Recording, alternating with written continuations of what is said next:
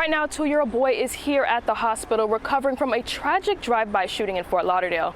He and his mother were among 5 people who were shot on Monday. President Joe Biden has officially announced he's pulling out of the 2024 presidential race. We're here at the 60th annual Coconut Grove Arts Festival, where artistic expression and creativity is taking center stage. Doors opened just a few hours ago, but as you can see, the excitement is already underway. According to Go Banking rates, $1 million in our state would last you, get this, exactly 17 years, 1 month, and 13 days. So here's the annual breakdown. You'll have about $4,800 to spend on groceries. Starting today, new state laws are cracking down on the chaos with tougher fines and harsher penalties that could result in you losing your license and even your car. This lightning detection system sets off a high-pitched tone. It's a unique sound meant to warn people of lightning in the area. It usually sits on top of buildings like this one here in Vista View Park. The twisted tale of Sergio Pino's alleged plot to have his wife murdered is coming into greater focus today. Tonight, complaints continue to grow over the sudden spike in traffic outside of this senior living community. Some here waiting for hours just to get inside of Century Village. Now, people tell us this is more than just a headache. At this point, it's also becoming a safety concern.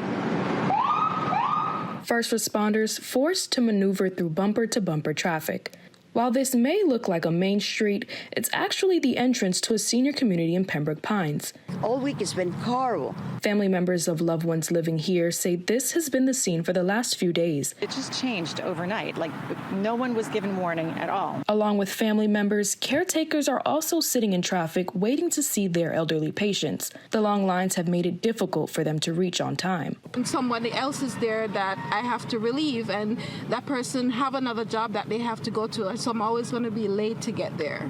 Several people we talked to say the security here is part of the problem. NBC6 spoke with an agent working in the Century Village real estate office.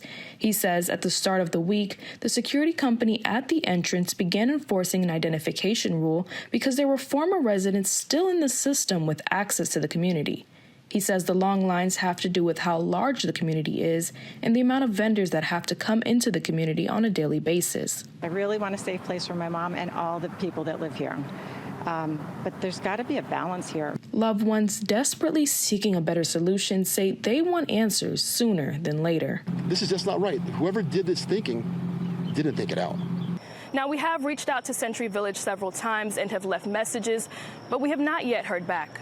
In Pembroke Pines, Deniel Dookan, NBC6 News. Police say this all started at a home in southwest Miami-Dade. That's where the suspects allegedly tried to break into someone's car when they were confronted by an armed homeowner who sent them running.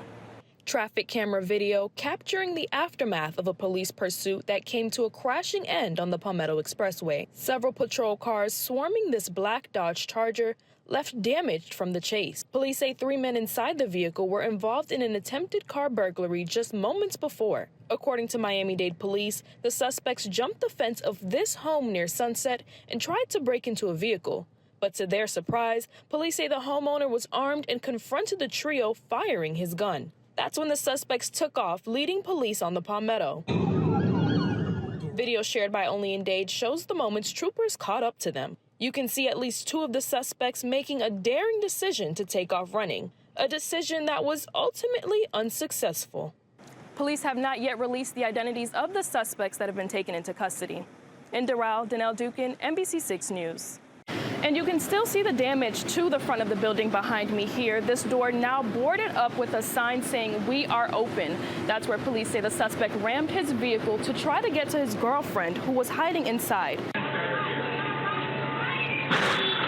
A man seen ramming his car not once, but multiple times into a mobile gas station in Plantation, shattering the door of the store located near Nob Hill Road and Broward Boulevard around 5 o'clock yesterday morning. Please don't open the door! But just moments before, caught on surveillance video obtained by NBC6, this woman is seen walking in and locking the door. She can be heard begging the clerk to help her. According to police, the man behind the wheel is her boyfriend chasing after her. As you can see, he manages to walk in the store, both the woman and clerk hiding in a stockroom.